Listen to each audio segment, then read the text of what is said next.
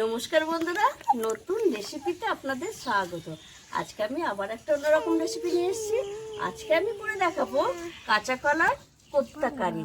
কাঁচা কলার কোপ্তা কারি বলে এই যে 3টে কাঁচা কলা নিয়েছি। এই কাঁচা কলাটা কেটে আগে জলে সেদ্ধ করে নেব। সেদ্ধ করার পর বলবো কি কি উপকরণ নিয়েছি আর কিভাবে রান্নাটা করব। একটু অন্যরকম স্বাদে অন্যরকমভাবে এই কোপ্তা কারিটা করব। প্রথম থেকে শেষ পর্যন্ত ভিডিওটা দেখবেন, স্কিপ করবেন না। ভিডিও ভালো লাগলে লাইক শেয়ার সাবস্ক্রাইব করতে একদমই ভুলবেন না।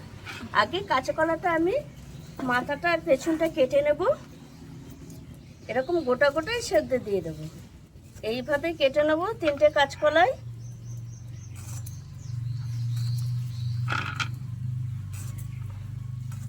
দিয়ে আমি এই কাঁচকলাগুলো এরকম জলে সেদ্ধ দিয়ে দেবো, দিয়ে ঢাকা দিয়ে দেবো। এটা সেদ্ধ হয়ে যাক, তারপর বলবো কি কি উপকরণ নিয়েছি আর কীভাবে রান্না করবো। কাঁচা কলার কোপ্তার জন্য কোপ্তা আমি এই যে কাঁচা কলা সেদ্ধ করে ঠান্ডা করে নিয়েছি। আর এদিকে আমি উনুনে কড়াই বসিয়ে তেল দিয়ে দিয়েছি, সাদা তেল।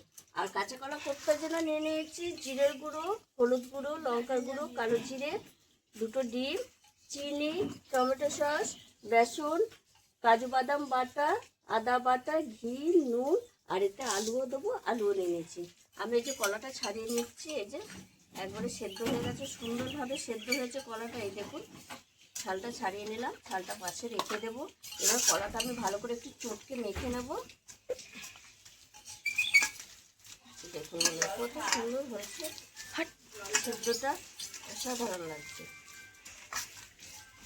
এইভাবে একদম মিহি একটা মসৃণ করে এটা মেখে নেব, তাহলে ভালো লাগবে খেতে।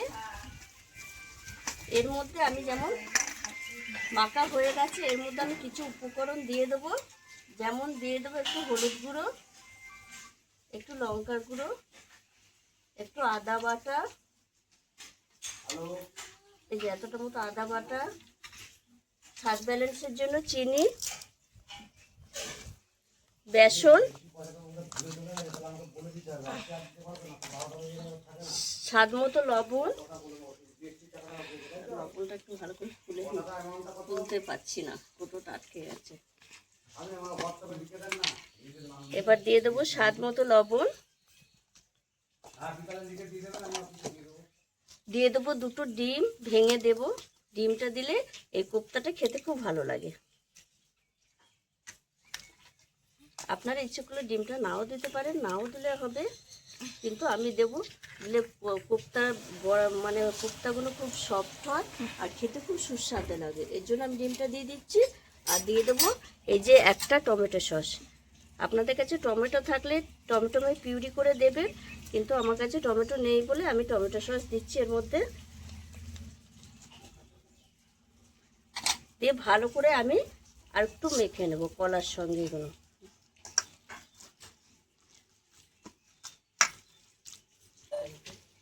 ভালো করে আমি সব কিছু মাখিয়ে নিয়েছি কাঁচা কলার সঙ্গে। এবার আমি কোপ্তার আকারে এরকম দিয়ে দেবো, দিয়ে ভেজে নেব।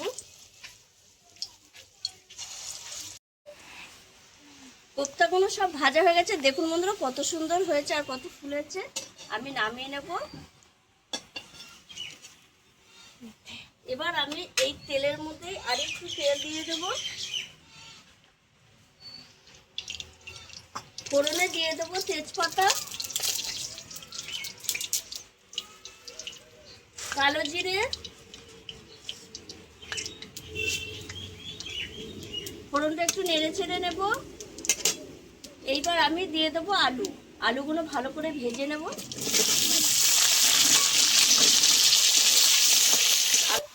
আলু লাল লাল করে ভাজা হয়ে গেছে। এবার আমি দিয়ে দেবো স্বাদ মতো লবণ,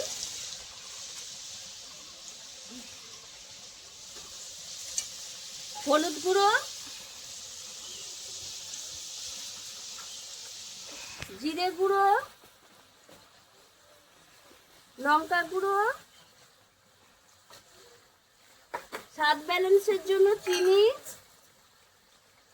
আদা বাটা, এতটা লাগবে না, আর টমেটো সস 2 প্যাকেট দিয়ে আমি ভালো করে মশলাটা কষিয়ে নেবো আলুর সঙ্গে।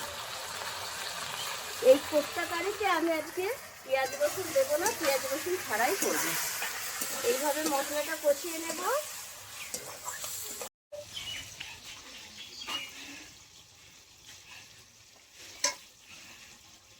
দেখুন বন্ধুরা, মশলা আলুর সঙ্গে ভালোভাবে কষানো হয়ে গেছে। এবার আমি কাজু বাদাম বাটাটা দিয়ে দেবো। এই কাজু বাদাম বাটাটা দিলে খেতেও ভালো লাগে আর একটু ঘন, গ্রেভিটাও ঘন ঘন হবে। এইভাবে আমি একটু নেড়ে চেড়ে নেবো 2 মিনিট মতো। কাজু বাদাম দিয়ে মশলা আলুর সঙ্গে সব কিছু কষানো হয়ে গেছে।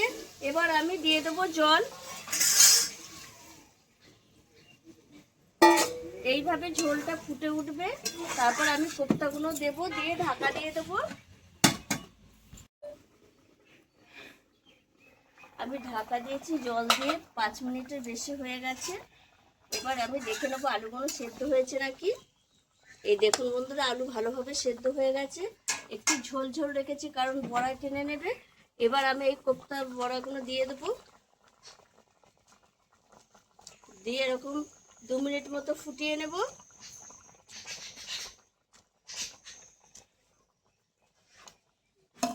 এবার আমি একটু নাড়িয়ে চাড়িয়ে নেব। আর এই কোপ্তাগুলো যে ঝোলটুকু আছে সেই ঝোলটুকু সব টেনে নেবে। এবার আমি নামাবার আগে একটু ঘি দিয়ে দেবো। পেঁয়াজ রসুন আমি দিইনি। পেঁয়াজ রসুন দিলে কাঁচকলা কোপ্তাটা যতটা ভালো না লাগে, কিন্তু পেঁয়াজ রসুন ছাড়াই ততটা খেতে ভালো লাগে। আমি যেইভাবে রেসিপিটা করেছি, এই রেসিপিটা করে দেখবেন। এই কাঁচকলা কোপ্তার তরকারিটা দারুণ লাগে খেতে। এইবার আমি একটু নেড়ে ছেড়ে নামিয়ে দেবো। এই যে ঝোলটুকু আপনারা দেখতে পাচ্ছেন, এটা কিন্তু একটু ঠান্ডা হলে যে বড়া একদম টেনে নেবে। আর কত ঝোলটা এর মধ্যে দেখুন বড়ার মধ্যে ঢুকে গেছে কত সুন্দরভাবে। এবার আমি নামিয়ে নেব।